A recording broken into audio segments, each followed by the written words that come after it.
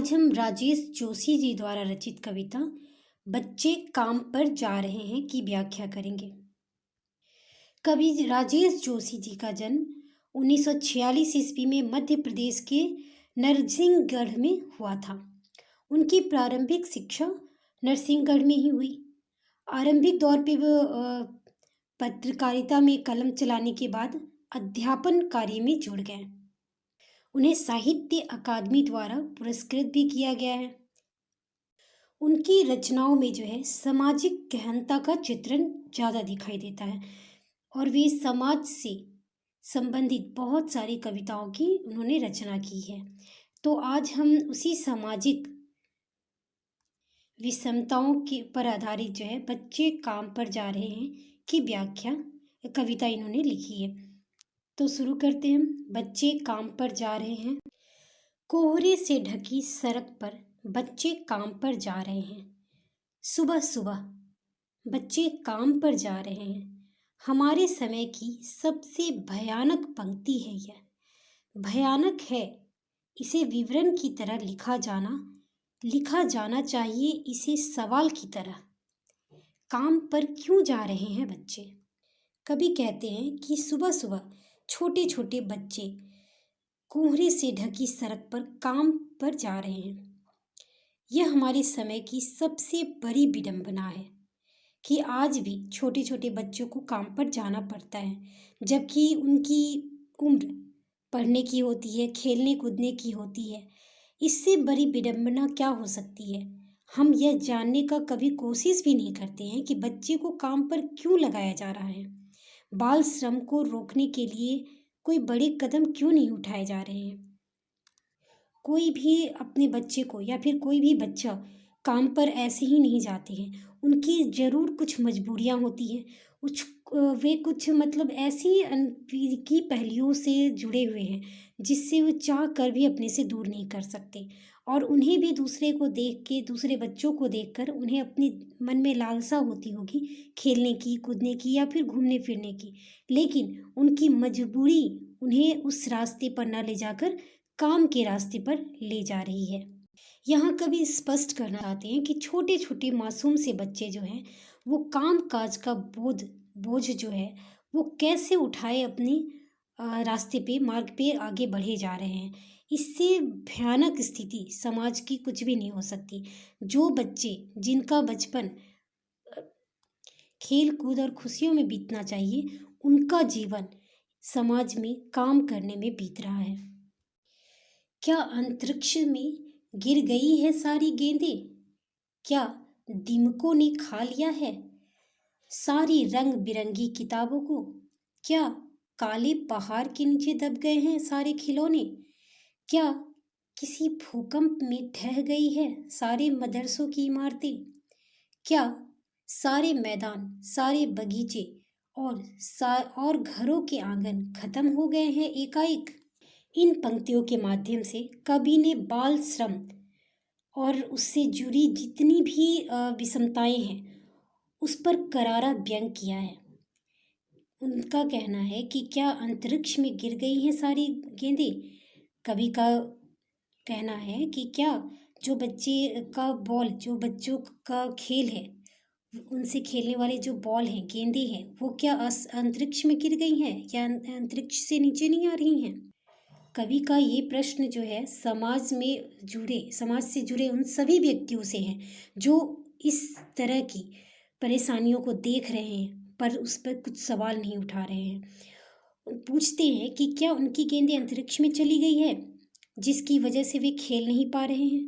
क्योंकि आखिर क्यों ये बच्चे काम पर जा रहे हैं? क्या इन बच्चों की रंग बिरंगी किताबों को दीमक ने खा लिया है?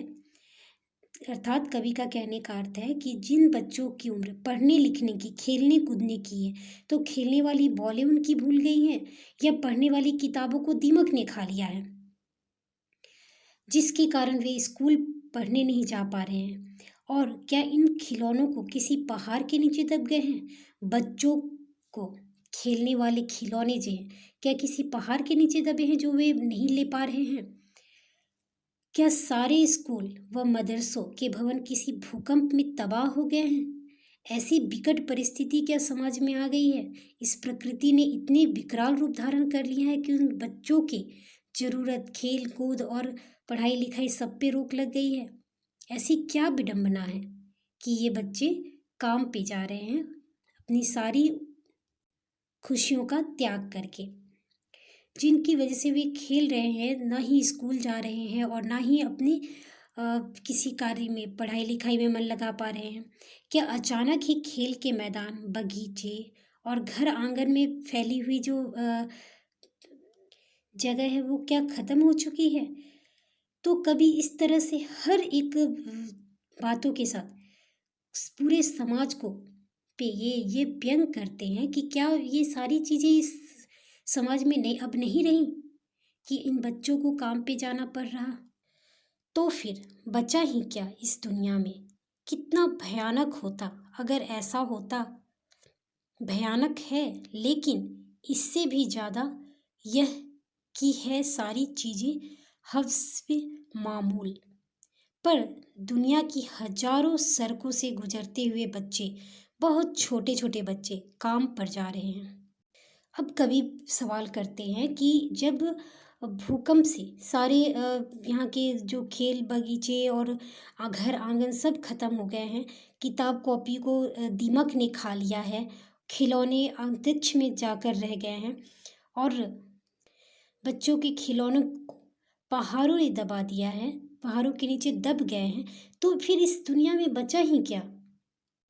अर्थात यदि बच्चों का बचपन ही छिन गया तो उनके जीवन ही व्यर्थ हो जाएगा। यदि ऐसी परिस्थिति हो जाती है तो रूप निश्चित से यह संसार की जो रूपरेखा है वो बहुत ही भयावह हो जाएगी। परंतु उससे भी बड़ी भयानक जो स्थिति है वो यह है कि आज स्कूल, मदरसे, खेल के मैदान, आंगन, खिलौने, पुस्तकें आदि सभी कुछ यथावत जस के तस पड़े हैं। फिर भी इस संसार में हजारों सड़कों पर सुबह सुबह अनेक बच्चे काम पर जा रहे हैं। इस तरह से इस कविता के माध्यम से कवि जो है बच्चों के लिए, उन मासूम बच्चों से के लिए एक चिंता व्यक्त करते हैं कि आखिर उन बच्चों की कैसी स्थिति होगी। क्या उन्हें देख के नहीं मन करता होगा खेलने का या फिर विद्यालय जाने का? लेकिन उन पे ऐसी क्या मुसीबत आ पड़ी है, उनकी ऐसी क्या मजबूरी है कि वे अपनी ज़रूरत चीज़ों को छोड़कर सिर्फ काम पे लगे हुए हैं। तो ये कविता जो है इस समाज पर एक व्यंग है, एक कटाक्ष है। और ये कटाक्ष किसी एक व्यक्ति पर नहीं, इस पूरे समाज पर है, जो भी इस चीज़ को देखते हैं पर लेकिन उसके पीछे अपने प्रश्नों को, अपने सवालों को उनसे नहीं पूछते हैं। आखिर क्या मजबूरी है इनकी? कोई भी खुशी से इस सब काम तो करते नहीं हैं। यदि कोई बच्चे को, अपने बच्चे को भी भेज रहा है काम पे, तो उसके पीछे उनकी भी मजबूरी है। तो आखिर क्या विडंबना है? सरकार ने इतनी सारी सुविधाएं दी हैं, इतने सारे नए नए रास्ते की शुरुआत भी की है, लेकिन उसका क्या परिणाम है कि आज भी विडंबना जस की तस है। कुछ बच्चे समाज के उस दलित शोषित वर्ग से आते हैं काम पर। ये उस वर्ग के बच्चे हैं जो गरीबी रेखा से भी नीचे हैं, जिनको पेट भर खाना तक नहीं मिलता, लेकिन जीवित रहने के लिए तो पढ़ाई लिखाई खेल कूद से ज़्यादा भोजन है, तो उनका काम पर जाना लाजमी है।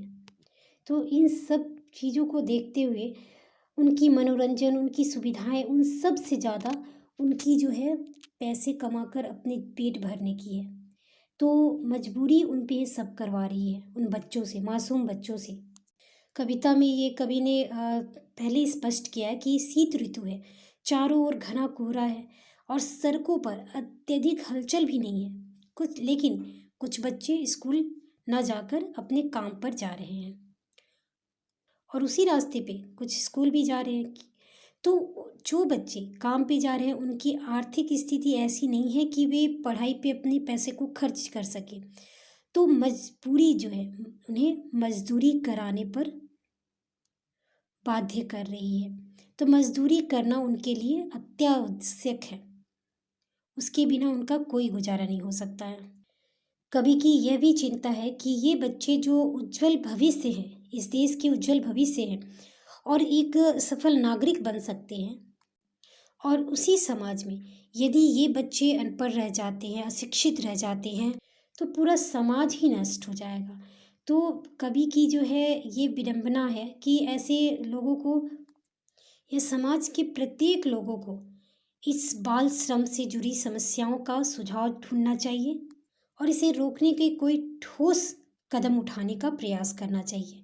तो इस तरह से इस कविता में राजेश जोशी जी ने बच्चों की के साथ होने वाली काम वाली समस्याएं, बाल श्रम के विषय में इस कविता का लेखन किया है। यहाँ हमारा ये पाठ समाप्त होता है। धन्यवाद।